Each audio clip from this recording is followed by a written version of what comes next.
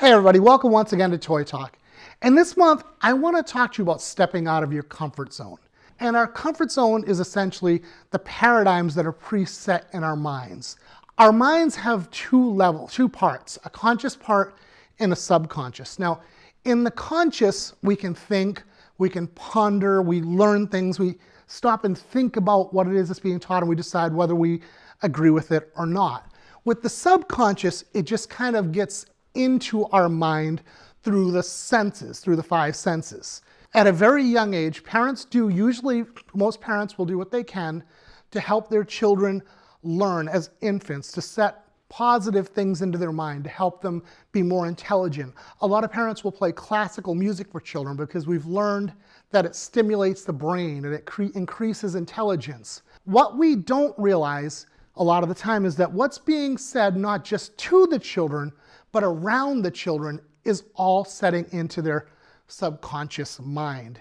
And it's becoming part of who they are. See, as an infant, as a child, you can't stop and use your conscious and think about what's being said around you and decide whether you agree with it or not. It just goes into that area of your mind and settles there. And again, it pre-programs how you think about life. A good way to see this is actually through language itself. See, every child, when it speaks for the first time, will always speak the language that it's been hearing in its first several months. It doesn't matter where you're from, what country you're in, what your background is. Every child is going to speak what was being set into them subconsciously as a child. And in the same way, what they're hearing and seeing, what's being done around them, also sets into their subconscious and also eventually flows out. Now that we're older and we've learned it, we don't even think about it. It just flows out naturally. We don't say, all right, what's the word there? The. No, you just speak. You just automatically know how to do it. It just flows out. That's subconscious conditioning. And that very much dictates how we feel life is supposed to be. See, our brain takes that and it believes that that's the way life is supposed to be. So it does what it can to keep us on that level. Now, speaking on subconscious conditioning, my father once told me about a study back in the 1950s. And it seems that back at that time, a lot of television shows and movies, what they were doing was doing subliminal messaging during shows. Like there'd be a point in the movie where they would just for an instant, just instantaneously flash up like a bottle of Coke and the words "drink Coke." The studies ended up showing is that at those seconds in time, at those moments when that flashed up on the screen, the sales in those products, whether it was candy or Coke or popcorn, spiked. They went through the roof. Why? Because people were not seeing it. It wasn't going into their conscious. They weren't stopping to think, do I want Coke? It was coming in subconsciously, and their physical body was just naturally reacting to what was being set within it. So what does this mean for us? Does this mean we're all just kind of preset zombies, that we can't decide how we want to live? No, absolutely not, because as we get older, our conscious is more aware and we can stop and think about things. But we often don't stop to think even that there are two levels in our mind, the conscious and subconscious. And if we do think of that, we don't often think of what's in our subconscious. It's something that's sub is below. Conscious is where we think, and it's below where we think. And that's even when we were talking about subliminal messaging. Liminal is at the sensory level. Sub is below the sensory level. We can use our conscious mind to change what's in our subconscious. The first thing we need to do to be able to do that is we have to sit down and say, figure it out. What is my subconscious thinking? And the easiest way to do that is, well, how do you think? When you hear about money, do you think it's hard to make money? When you think about success, do you think it's hard to succeed? If those are the things you think, that's the programming you need to change. Now, the first way to change it is always through study. Man, we have the internet nowadays. We have Google. Sit down and find people that have already done or are already doing what it is you want to do. Learn about them. Learn their story. Learn how they've done it. Get that inside of you. Second of all, speak it yourself. Just speak it into your mind. Just say, instead of saying, I don't know how I can do this, just, I can do this. I know I can do this. Speak that confidence into you. Now, years ago, I was in a class where it was said by the teacher that a publisher will not seriously look at a book unless it's at least 60,000 words. So I knew that was programmed into my brain, and I know it's in my subconscious, and it was going to affect the way I thought about marketing this book. So what I did was I got online and I did a search of other books that have been successful that were similar length. And I found books like Of Mice and Men, of like The Great Gatsby, and other classics that have been massively successful. And I used that to change my thinking. And I realized that, man, this doesn't matter. When the story is complete, the story is complete. It doesn't matter if it's 60,000 words or 20,000 or whatever it is, it can be successful. So it's a matter of changing your thinking. There's people nowadays that do this on purpose. They set the subliminal messages below music, usually classical music. And you can go right on YouTube and find this. Just type in subliminal music for success, subliminal music for abundance. I personally, every night, I go on YouTube and I play subliminal music for success all night long, setting it into my subconscious.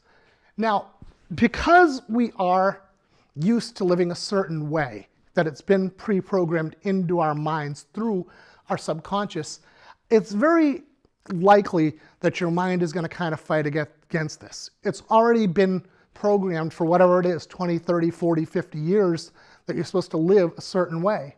So now when it starts getting these messages saying you should live a different way, it's only natural that it's going to resist a little. You have to really kind of push for it. It takes effort. It isn't just a simple thing. You got to continually do it until the new messages overpower and overtake the old messages. Will Smith, the Fresh Prince of Bel-Air, it's gone on to have this huge acting career, tells a great story. He talks about the first time he ever went skydiving. And he says he's out with the guys one night and they're partying and, they're having a good time. And one of the guys says, what we should do? We should go skydiving. And, of course, it's all the guys together. So you're like, yeah, let's do it. A big macho thing going on. And Will talks about he got home that night and all he could think was, I don't want to go skydiving. Maybe they'll back out of it. And he says they were probably home thinking the same thing, but none of them backed out of it. And the time came and here they were up in the plane. And he says, now you're getting nervous. You've got the gear on. The time is coming to jump and you're pretty nervous. And then they open the door. And then you realize that you were on a plane with an open door for the first time in your life. And he says, that's when fear sets in. He says, you're afraid. And they bring you to that door and they tell you, we're going to go on 3. And they say 1, 2, and they push you on 2. Because they know at 3, you're going to grab onto the side and not want to go. But he says, you get out of that plane, and this is where terror sets in. He says, you are absolutely paranoid. You're convinced you're going to die. You're falling through the air. And then you look and you say, hey, I know that building. And wow, look at that field and the clouds and look at that ocean. He says, it's the most tremendous, just the most incredible peace and bliss you will ever find in your life. But first you had to step out. And he says, God has placed some of the most incredible things in life, some of the most amazing things in life on the other side of terror. It's not always easy to change how we think. It's hard to reprogram it, but take the time to do it. Here's my challenge to you. Stop and figure out right now where it is you want to succeed that you're not succeeding. And stop and think about what are your thoughts in that area? What is it that is holding you back? And then take some time, get online, grab books, whatever it is, speak to yourself, and find ways to change the way you think about that. Find people that have been successful. Find ways that show you can do it. Use subliminal messaging, whatever it is, and get your mind changed. Because once you do, you're going to find the other side of it can be absolutely amazing. We're going to cut to commercial. We'll be back in just a few seconds. This is 2XL, the electronic robot who talks to your kids. Who's the fastest pitcher? The smallest man? The biggest fish? He even has a sense of humor. Know the rope joke? Well, skip it. You can get program tapes on anything, from science fiction to games to sports. Baseball's fastest pitcher is Nolan Ryan. Correct. I'm impressed. You are very smart for a human. 2XL by Mego. In 1955, television was in its infancy and just finding its way into American homes. It was in October of that year that a new half-hour sitcom aired that would go on to influence television comedy for years to come. Following the exploits of Ralph Cramden, a New York City bus driver, who along with his wife Alice and neighbors Ed and Trixie Norton got into various scenarios in their day-to-day life. Most episodes revolved around Ralph's poor choices and absurd dilemmas which frequently showed his quick-to-judge attitude in a comedic tone. But the show also delved into serious issues such as women's rights and social impressions. Originally having aired as a 6-minute sketch on the Dumont Network's Cavalcade of Stars, Jackie Gleason saw it as more and repackaged the sketch to fit the new format. The show lasted only one season because Jackie felt that those 39 episodes could not be improved on and would only go downhill if they continued. Though many reunions were done over the years and the show was closely imitated by others in the future, such as the Flintstones and the King of Queens, none have ever gone on to match the magic found in the Honeymooners. Jackie Gleason.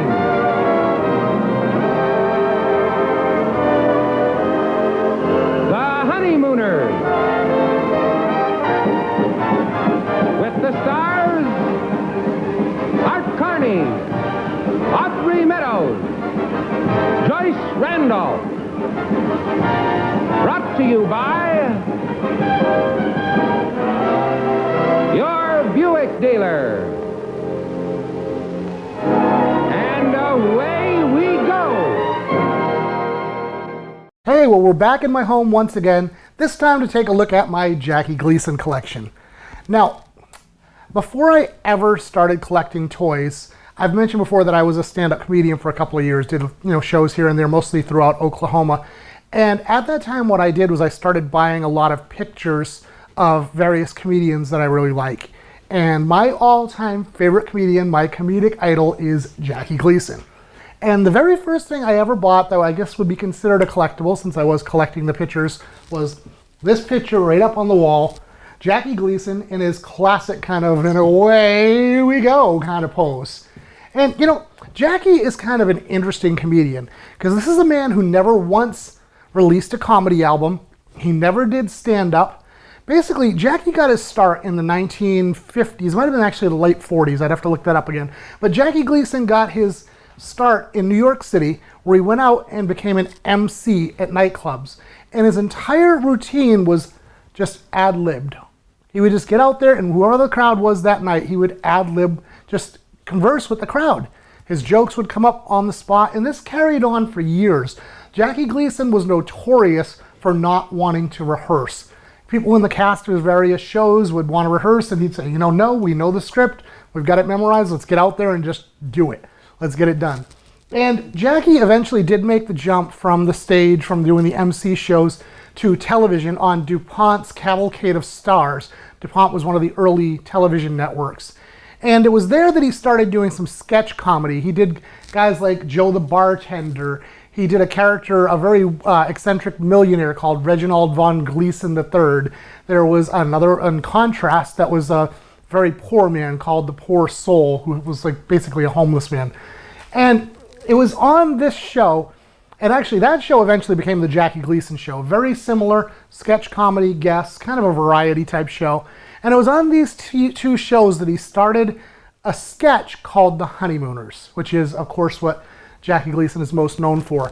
The Honeymooners went on to become a sitcom. When he pitched that, most of the networks were like, are you kidding me? It's a sketch. It's not a sitcom. But he insisted it could be done. And after 39 episodes, it became one of the most famous comedies of all time, still listed very often as one of the top 5 or 10 best television comedies ever. And the reason there was only 39 is after one season, Jackie Gleason said, I don't think we could top it, I'm done. And he just decided to just back out. They could have gone on for many more years. And in some ways it did, because they did do a lot of Honeymooners reunion shows.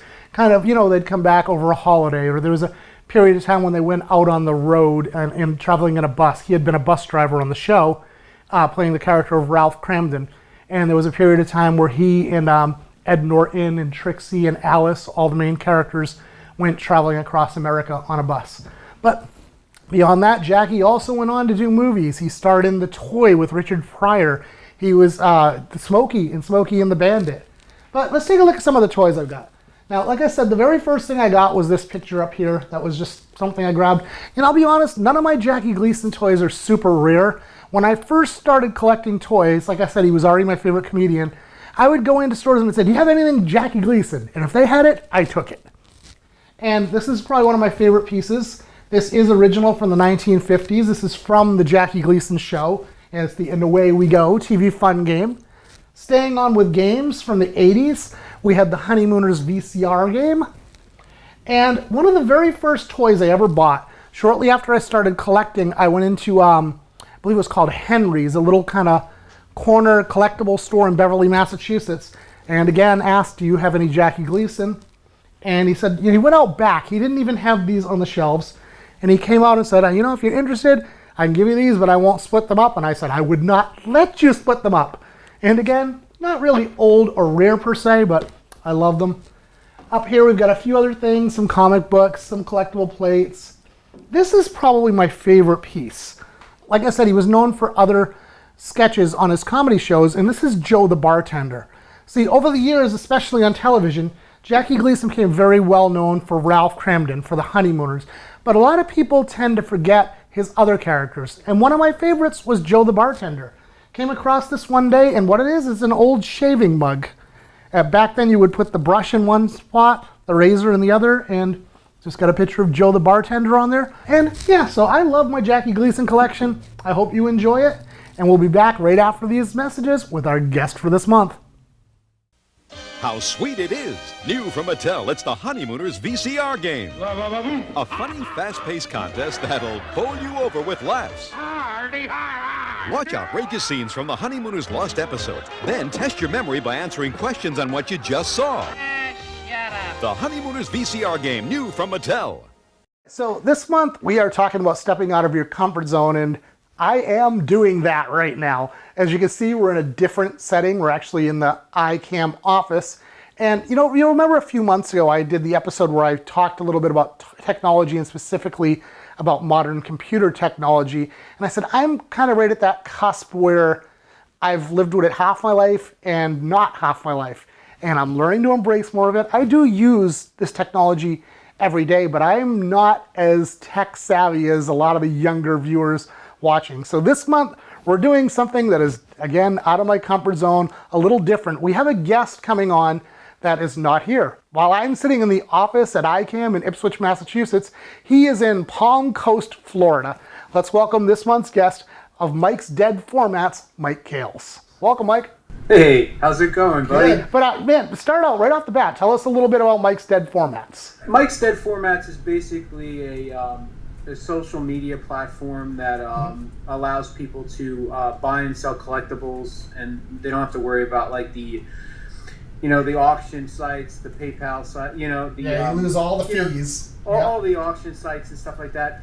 And it's a peer-to-peer kind of thing. So absolutely, you actually get to like talk to an actual collector. And what I've tried to do with Mike's Dead Formats is I've tried to make it more of a community where it's not just like buying and selling. It's more of like, exchanging ideas, trading, talking about pop culture and, just in general. And then the Dead Format thing, when I first started selling online, I was selling like CDs and DVDs and things that aren't in format anymore, that people aren't buying nowadays. Yeah. And then I expanded into like trademarks and toys and other stuff like that. So absolutely. Now it's kind of like this giant pop culture thing that I've started. But I like what you were saying about the community. Like when you go on eBay, you sell something and you have no contact with them, maybe a message. On Mike's, you get to know the person, you chat, and when you're putting the stuff up for sale, it's people that are specifically looking for this type of item. You're building a trust with somebody. Absolutely, so that yes. If you do sell something that's very high ticketed, like a Spider-Man comic book, a first edition Mego, whatever, I would trust your judgment to sell it to me, because I know that you understand what good and bad is and what's damaged and what's not. And that's a big problem when you're dealing with like the bigger services, because people are just like, yeah, it works, and then you get it and it's like it's missing parts. Exactly. It's got battery damage. But moving right along though, we talked about in the opening segments, I talked about this morning showed my Jackie Gleason collection, and I also did a trivia piece on the Honeymooners. And the reason I did that is because I know you're a Jackie Gleason Honeymooners fan as well. Yes, yes. He's one of my favorites. Oh, I thought he was hilarious. He was amazing. I mean, I knew him from like the Honeymooners, but I really was exposed to him with Smokey and the Bandit. That's probably where I first was too, yes. And then I took the step back and realized who he was, and then like the toy came out. In movies, he did break away from comedy somewhat, but I mean, he's mainly. I think the first thing I really remember him from is The Toy with Richard Pryor. And that movie's great too because it touches how great he is. There's Migos in the movie, and then you kind of see him as that stumbling kind of Fred Flintstone kind of guy too, where he's like this, you know, macho father, and it turns out he's just a big softie at the end. Exactly. But I mean, I remember the Honeymooners coming on when I was younger, and it was like, oh, black and white show, I don't want to watch it.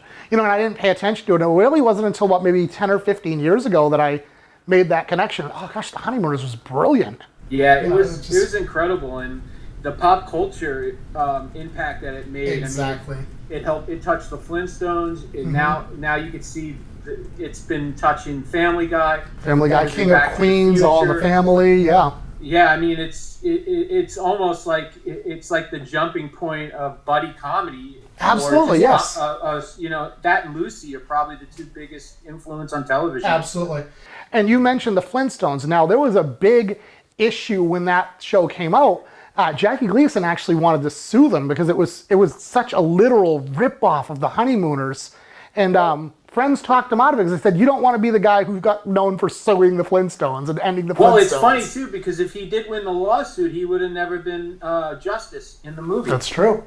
It would have killed his career. It's funny how it just rolls back, and it's just like how the world could have changed just because he wanted to prove a point. Exactly. Anyway, but, you know, getting into the toys. Now, we mentioned the Flintstones. I know you had some Flintstones toys set aside for this.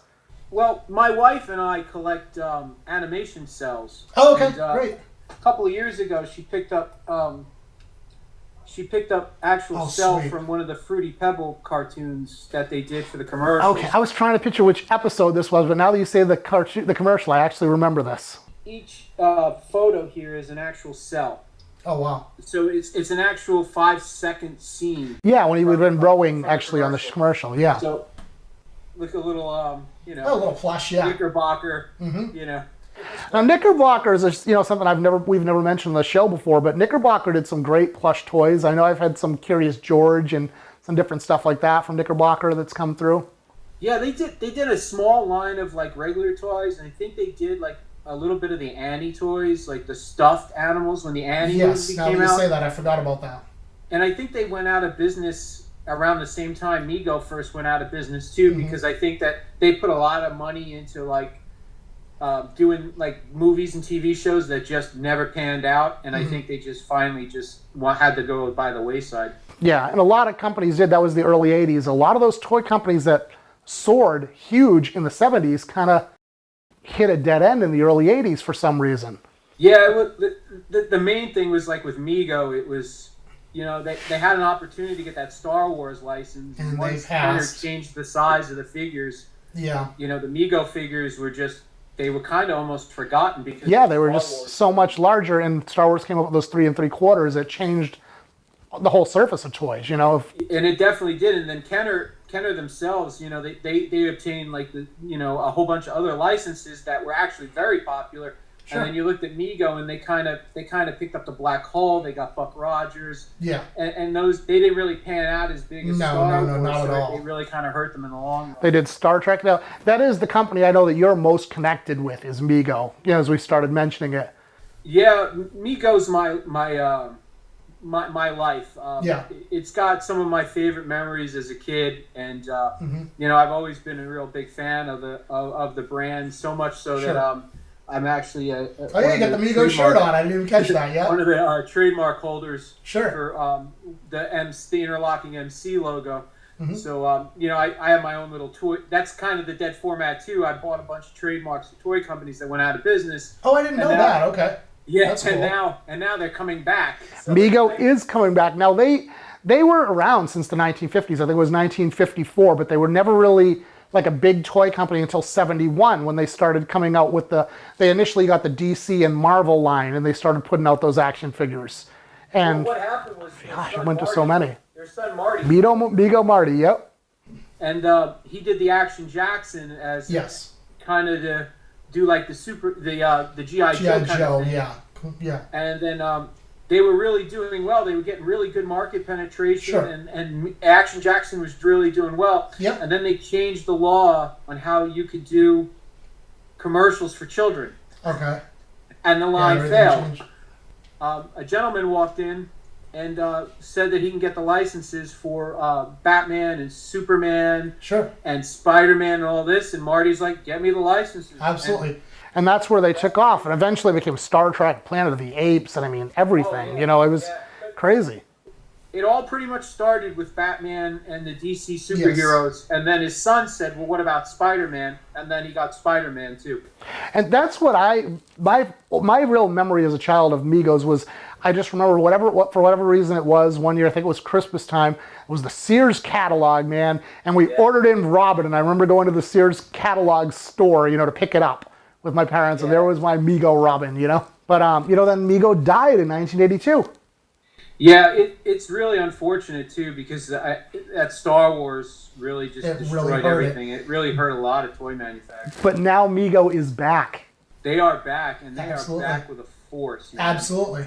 They've got about 120 new figures that started out in Target. Yep. And now that they're going to be making some announcements pretty soon that they're going to be yep. available in other big box stores. And Right. they're right now the two highlights besides the Star Trek and stuff is the Nosferatu figure. Yeah, the Nosferatu, and they did like a whole monster line, classic monsters. Yeah. And then their first edition Freddy Krueger. Absolutely. And the thing that I have personally really liked about this new line is how they've come out with toys for TV shows that never had a toy line when they were on the air. They've done Cheers and Married with Children and things like that. Yeah, and I think that's really smart by them, because a lot of people are absolutely. fans. And I mean, if you look at like any pop culture area, I mean, if Funko did it, it should work for Migo. Oh, absolutely. If a T-shirt company like 80s Tees is doing a Married with Children shirt, why can't Migo do an Al Bundy? Absolutely. And for a guy like me that I specifically focus on toys related to TV shows, I'm thrilled that I can get a Norm holding his pitcher of beer now, It's affordable too. And that's Absolutely. one of the main reasons why it came back, because he was able to find a way to make it least expensive, because a lot of these TV toys, a lot of these really special figures, they're double the price. They're like $60 just to get one figure, and it's just not good for the collector community. It's not. Now, I know you're connected with them, and we're going to end up closing out in just a minute, but I wanted to mention that you had something that didn't come through legally we were hoping to mention on the show, but we are going to have you back probably in the next month or two for like a minute or so to make an announcement about a connection that you're going to be having with Migo. As soon as I get that okay, I'd love to be able to announce. Yeah, we'll definitely make that announcement on the show. But Mike, it's been great having you on. And great. I actually have a friend that wants to say hi real quick. All right. Okay, let's get started. Oh, yes, 2XL. This was one of the great Migos. Great electronic educational toy, man. Thanks a lot, man. All right, talk to you later. Bye. Bye-bye.